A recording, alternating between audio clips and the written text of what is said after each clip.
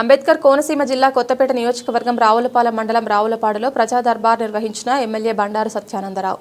రావులపాలెం మండలం రావులపాడులో శుక్రవారం ఎమ్మెల్యే బండారు సత్యానందరావు నిర్వహించిన ప్రజా దర్బార్ కార్యక్రమానికి ప్రజల నుంచి విశేష స్పందన వచ్చింది. అధిక సంఖ్యలో ప్రజలు ఈ కార్యక్రమానికి హాజరై వినతులు సమర్పించారు. ప్రజలు తెలియజేసిన సమస్యలను విని స్వయంగా వినతులను స్వీకరించిన ఎమ్మెల్యే సంబంధిత శాఖల అధికారులకు సమస్యల పరిష్కారానికి సూచనలు చేశారు.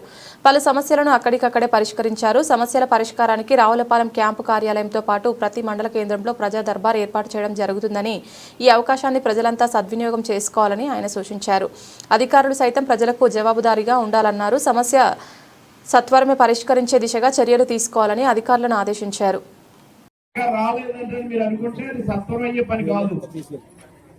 పెన్షన్ కూడా ఇళ్ల స్థలాలు మళ్ళీ గవర్నమెంట్ ప్రకటించాలి ఇస్తాననుకున్నప్పుడు మీ పేరునండి ఎవరికి అవసరంతో అర్హులు ఎవరని తయారు చేసి పెడతాం, వచ్చినప్పుడు మీకు ఇప్పించగలుగుతాం.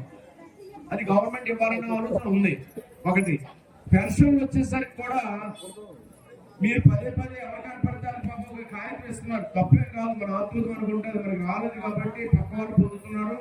నాకు పెన్షన్ సహా తేడా ఉండాలి. మీరేమన్నా అవసరం పంటున్నారు వచ్చిన వాళ్ళందరూ మనవాళ్ళు కొంతమంది, అది కాదు, కరెక్ట్ కాదు. అది వాళ్ళు తీసుకుని అవసరం అయితే ఎప్పుడైతే గవర్నమెంట్ సైట్ ఓపెన్ చేయలేదు, గవర్నమెంట్ పెట్టుకోలేదు, పట్టించుకోవట్లేదు.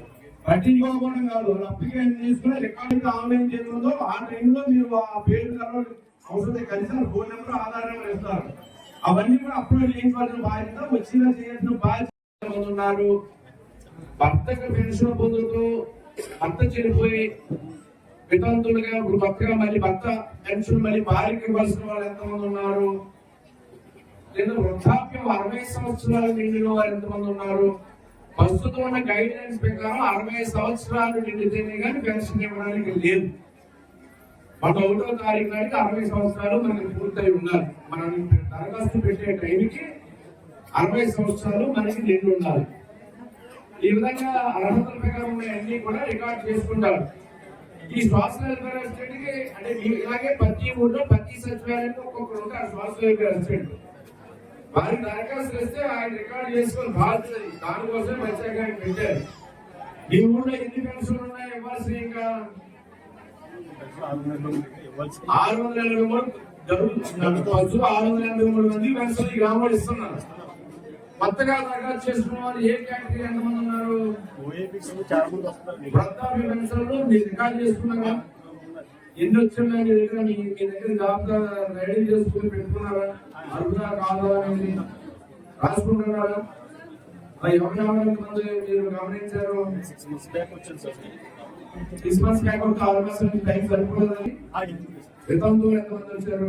13 మంది వచ్చారు. 13. దివ్యాంగులు ఉన్నారు సార్. ఏ చేసే ఉద్యోగాలు కాదు, మీరు ప్రత్యేకంగా ఏ ఊరు ఏ సచివాలయం అయినా మీరందరూ డైరెక్ట్ గా ఉండేవారు. మొత్తం అందరూ సంవత్సరాలు ఏ ఊరైనా ఆ పెద్ద ఏరియా కాదు, అందరూ తీసేస్తారు. స్థలాలు కూడా మీకు ఇవ్వడానికి ఇప్పుడు అనుభవాలు లేవై. పెద్ద పెద్ద లోతు దూరం దేవరపల్లి కూడా గోపాలపురం కూడా ఉన్నాయి. వాటిని కప్పెట్టాలి, మీరు అక్కడ మీ స్థలం చూపించాలి అంటే దానికి చాలా పని చేయాల్సిన అవసరం ఉంది. అవన్నీ దారికి వచ్చాక ఇదివరకు పట్టాలు ఇచ్చిన వాళ్ళు కూడా అభివృద్ధికి ఇస్తారు. ఇదివరకు పొద్దున పెట్టక్కర్లేదు. పొందడం వాళ్ళు ఎవరుంటే దరఖాస్తు ఇవ్వండి, రాబోయే ప్రయత్నం చేస్తాం. రేషన్ కార్డు అవుతున్నాయి, పెన్షన్ బట్టి దరఖాస్తు ఇచ్చండి. ఒకసారి అర్థమానం ఎవరికైనా పెడితే వాళ్ళ దగ్గర మీరు వెళ్ళవసరం లేదు, మీకు ఆన్లైన్ అయిపోతుంది. మీకు మెసేజ్, మీకు ఫోన్ కూడా మెసేజ్ వస్తుందేమో, మీ ఫోన్ కూడా మెసేజ్ వస్తుంది. మీరు దరఖాస్తు ఇచ్చారో పరిశీలనలో ఉన్నారో ఏదో ఇన్ఫర్మేషన్ వస్తుంది. వస్తే అది మీకు లైవ్ లో ఉన్నట్టే. రిజిస్టర్ అయితే చాలు, మీరు రిజిస్టర్ చేసి పెట్టినట్టే. అందుకే మళ్ళీ ఫోటోస్ కార్డు పెట్టారు, Aadhaar card, ration card, photos కలిసి పెడతారు, కాగితాలు కలిసి పెడతారు. ఎవరు పెడతారు కాగితం డూప్లికేట్ లేకుండా ఒరిజినల్ ఇవ్వచ్చు, పక్కన వేస్తారు. ఒక్కసారి రిజిస్ట్రేషన్ అయితే మీ దరఖాస్తు గవర్నమెంట్ దగ్గర పెండింగ్ లో ఉన్నట్టే. ఒకసారి ఇచ్చుకోండి, మళ్ళీ ఇవ్వద్దు. ఇచ్చుకోవాలి ఎవరైనా ఆధార్ కార్డు, ఫోన్ నెంబర్ ఇవ్వండి. కాముగా మీరు కూర్చోండి నెమ్మదిగా.